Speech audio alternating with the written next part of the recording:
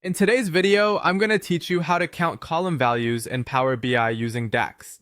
This process is incredibly useful for those who need to analyze data by aggregating it in meaningful ways and extracting valuable insights. We'll take it step by step, so whether you're new to Power BI or just need a refresher, this guide will support you in mastering the technique. First, we begin by creating a new measure using the calculate function in combination with the all function. Measures in Power BI are powerful because they allow you to perform calculations on your data as it is. You can start fresh by ensuring no filters are influencing the total calculations. To do this, open your Power BI desktop and locate the right area to create your measure. What you'll want to do here is remove all filters from an entire table. This ensures that your calculations consider every row from the table, giving you a true total picture. The syntax you will use needs to be crafted carefully. Enter your formula as follows: measure name equals calculate, CAIM table, column, all table. This piece of code essentially tells Power BI to sum up the values from the specified column while disregarding any existing filters on the table. It's a clean slate approach, important to get accurate counts or summaries of your data.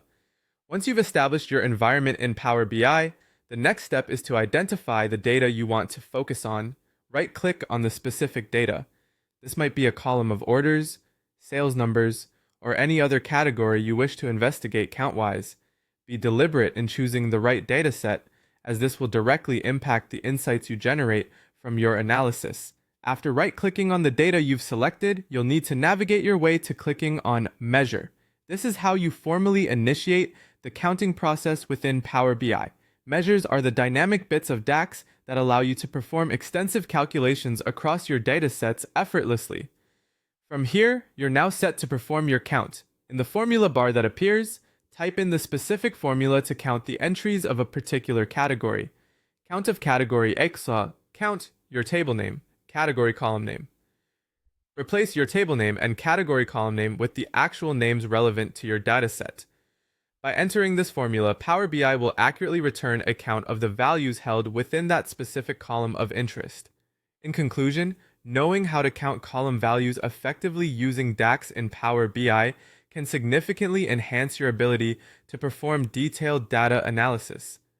Whether you are counting sales transactions, customer types, or product categories, this skill is invaluable. With practice, setting up these measures will become second nature, thus enriching your data assessment capabilities. Thanks for watching, and happy measuring in Power BI.